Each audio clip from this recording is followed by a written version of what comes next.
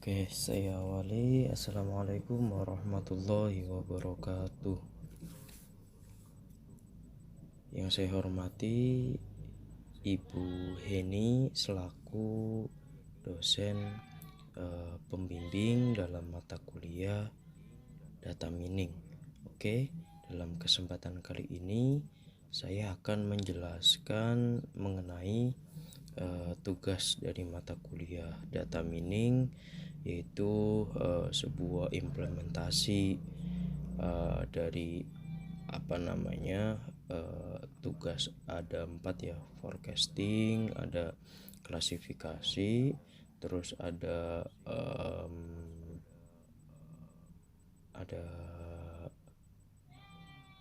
clustering, dan yang satunya itu ada asosiasi menggunakan metode CRISP-DM ya. Oke, sebelum saya jelaskan ke presentasinya, perkenalkan dulu, nama saya Ariski Mardotila. NIM saya 2204010200013.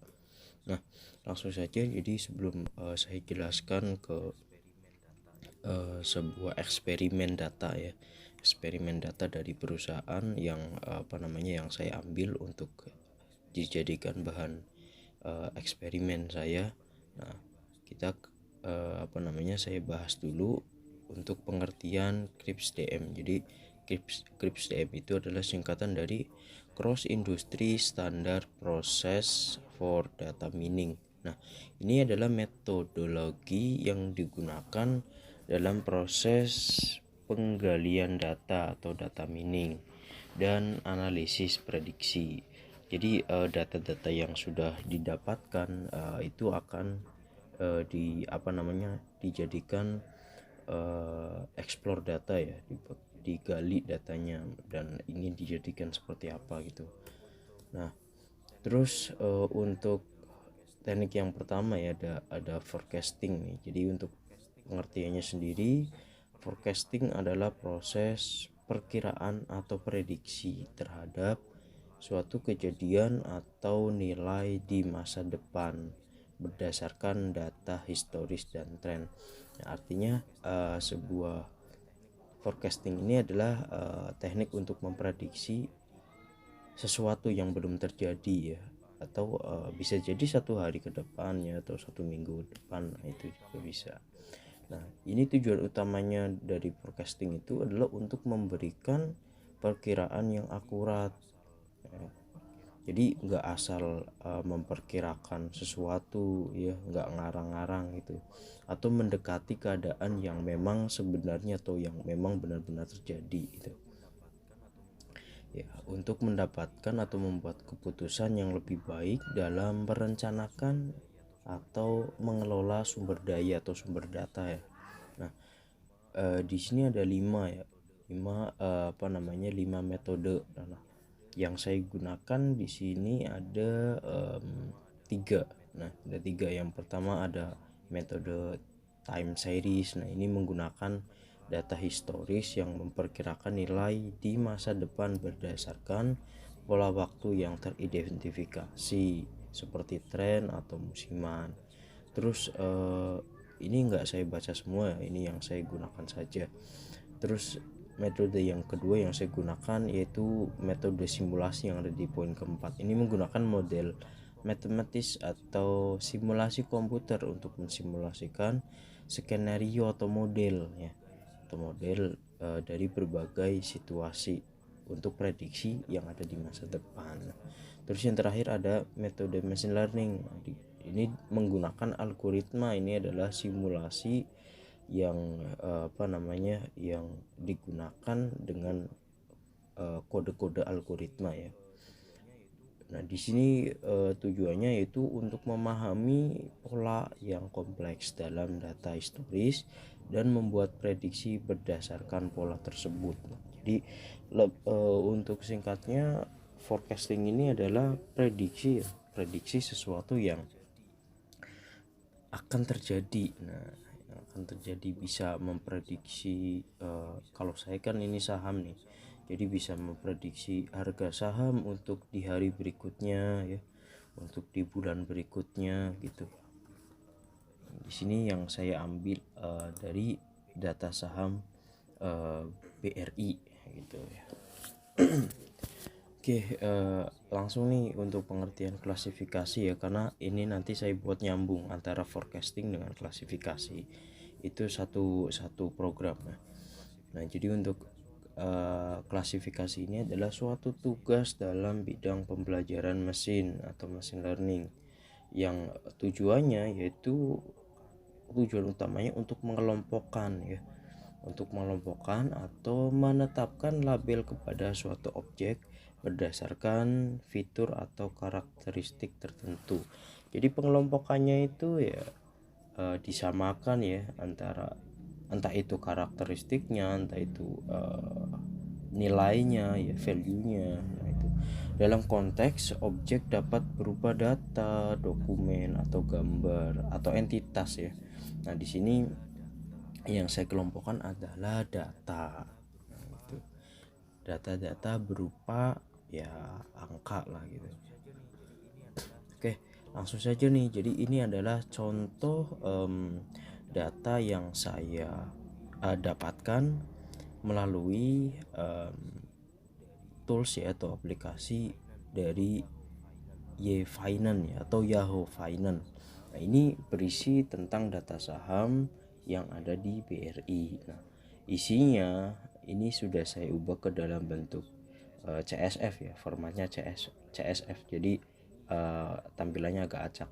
Nah, ini isinya ada date itu adalah tanggal tanggal yang sekarang, terus open itu ya harga yang pertama kali muncul pada saat hari itu. Misalkan hari ini hari Selasa nih, jadi di hari pertama Selasa ini muncul nominal saham itu berapa nih, sebesar 149.199 dan seterusnya. High, jadi high di sini itu adalah penawaran tertinggi, penawaran tertinggi di hari itu. Untuk low penawaran terendah pada hari Selasa ya.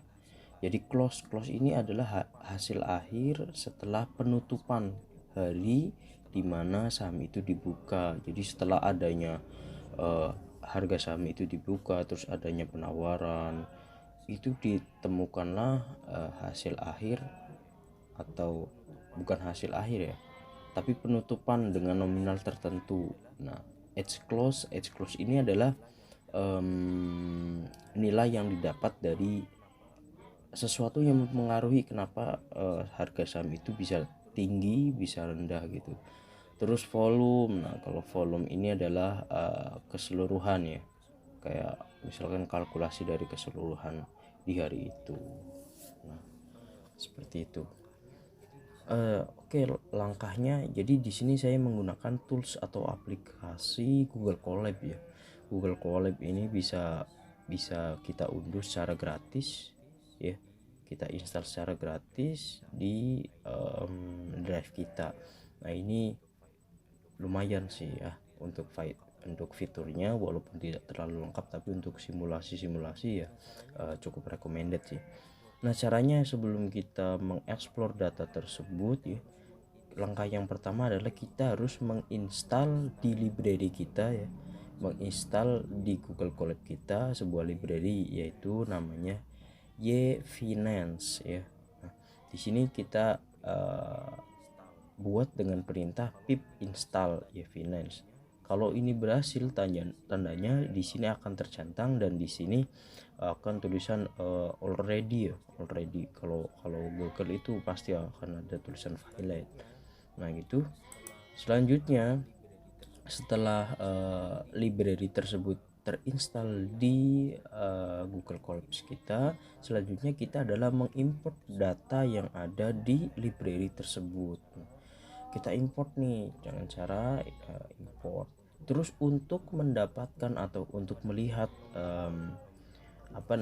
nominal ya, nominal saham, di sini saya di sini saya hanya menampilkan untuk dari tahun 2019 bulan 1 bulan Januari tanggal 20 sampai tahun 2024 tanggal 15 Januari. Jadi data yang di sini itu adalah data saham dari tahun 2019, Januari 2019 sampai Januari 2024. Ini kurang lebih ada 1226 row itu ke bawah ya, apa ya namanya ya.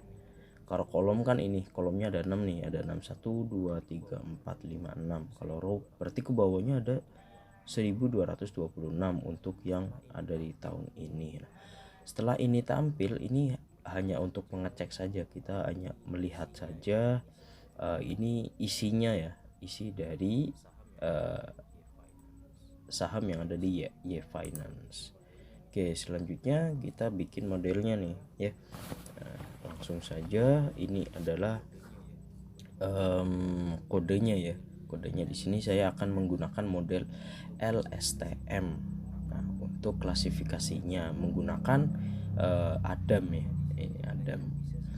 Caranya di sini sebenarnya bisa sih, kalau misalkan tidak menggunakan dataset yang di-download, bisa langsung dihubungkan melalui link. Tapi di sini saya menggunakan sampel datanya itu dari data yang sudah saya download ke dalam bentuk CSV. Ini namanya metadatanya. Nah, selanjutnya adalah masuk ke tahap pemrosesan nih. Ini sebenarnya di sini juga 0,2 bisa ya, 0,2 bisa. Selanjutnya adalah training, kita mentraining dan split dulu ya, split untuk training dan testing data untuk kita klasifikasikan tuh. Terus selanjutnya adalah membuat sequence. Nah, di sini XY ya, XY ini data training dan tes ya, yang akan dijadikan data training dan tes. Nah, terus di sini forecastingnya nih ya, panjang waktu yang digunakan untuk memprediksi. Nah, di sini ada X train, ada Y train ya. Terus kita bikin untuk sequence-nya ya. Nah, gitu. Terus selanjutnya kita bikin nih modelnya untuk membuat klasifikasi ya. Di sini model LSTM untuk kodenya seperti ini. Nah, selanjutnya adalah apa nih, model dengan Adam ya, pakainya dengan Adam. Terus kita training lagi ya. Nah, gitu. Oke, kok kesini.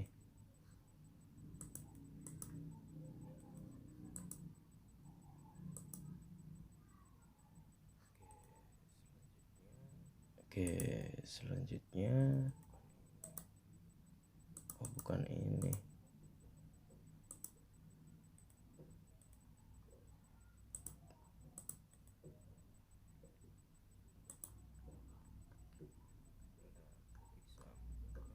Bentar, tadi sampai ini.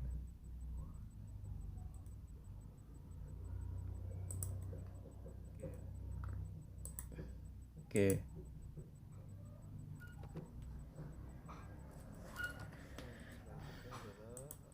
Nah, selanjutnya adalah evaluasi ini. Nah, untuk memprediksi harga saham nih. Oke. Jadi caranya data training tadi yang sudah kita bikin dengan model LSTM dan itu kita tes ya. Nah,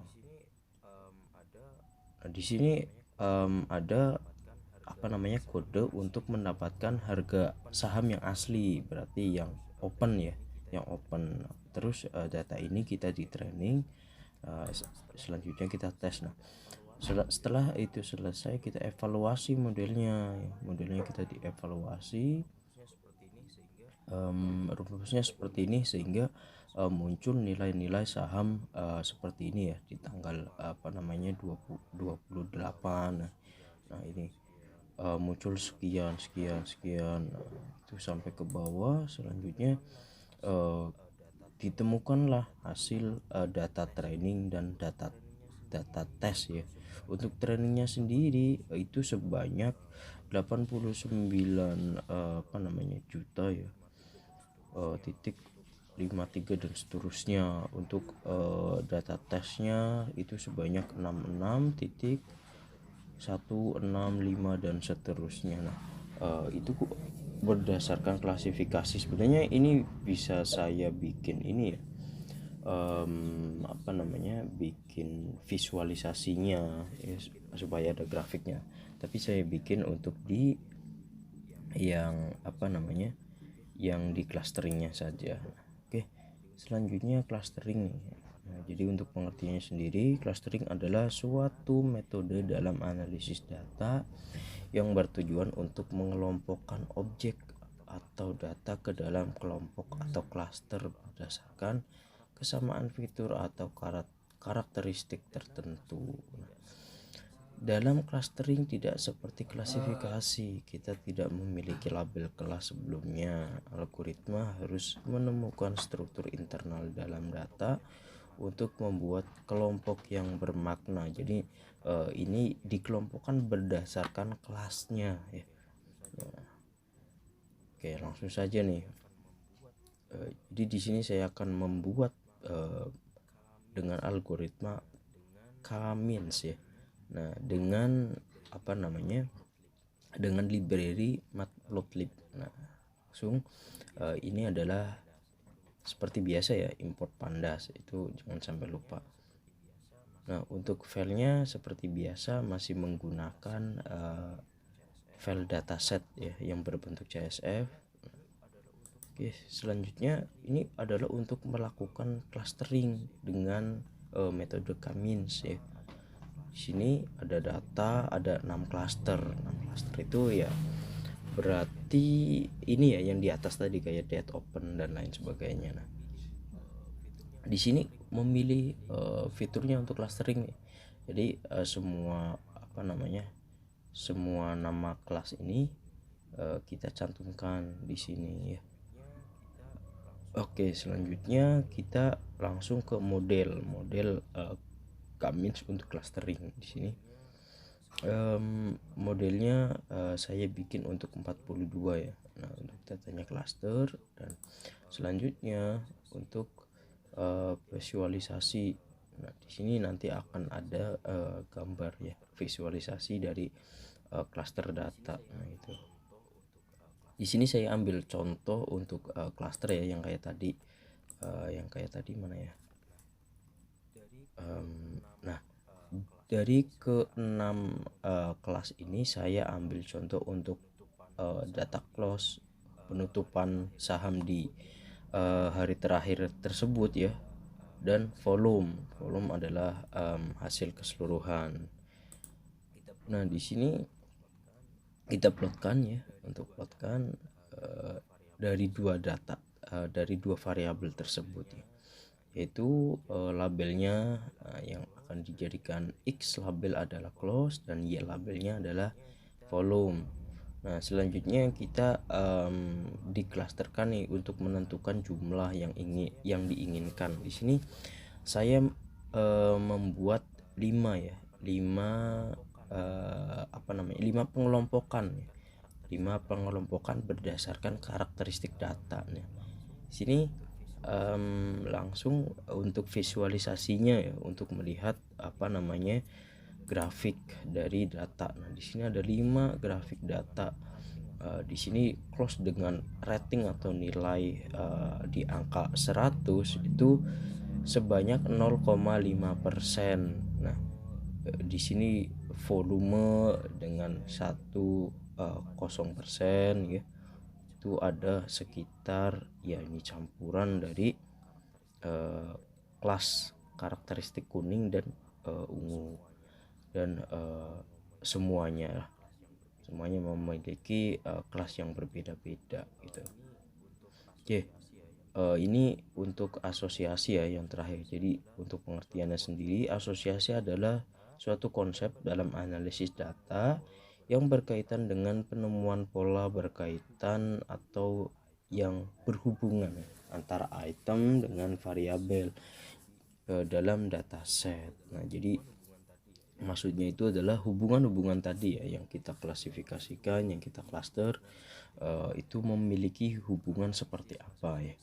Nah, untuk analisis asosiasi ini bertujuan untuk menemukan kolerasi atau asosiasi antara elemen-elemen dalam data, khususnya pada dataset transaksional, di mana elemen-elemen tersebut itu dapat berupa produk yang dibeli oleh pelanggan, ya, kata-kata dalam dokumen atau item yang lainnya. Nah,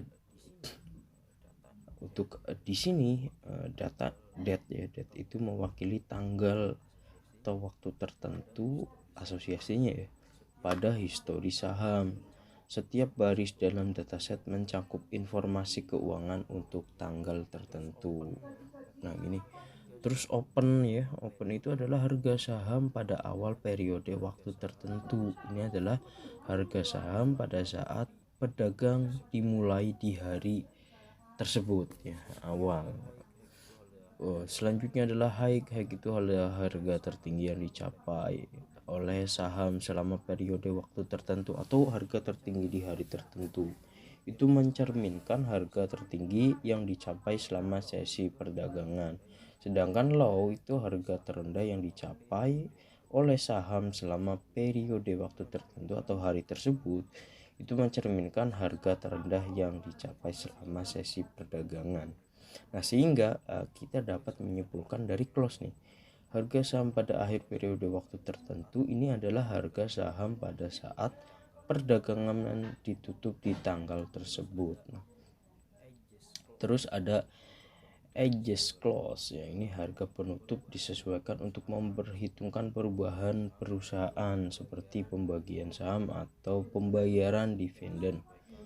Harga penutup yang disesuaikan memberikan gambaran yang lebih akurat tentang kinerja saham dari waktu ke waktu. Nah, ini ya hal-hal yang mempengaruhi perbedaan harga saham, ya. Terus yang terakhir volume perdagangan, ya. Ini adalah volume perdagangan saham selama periode waktu tertentu. Ini adalah jumlah saham yang diperdagangkan selama sesi perdagangan pada tanggal tersebut. Oke, itu saja yang dapat saya sampaikan. Kurang lebihnya mohon maaf. Wassalamualaikum warahmatullahi wabarakatuh.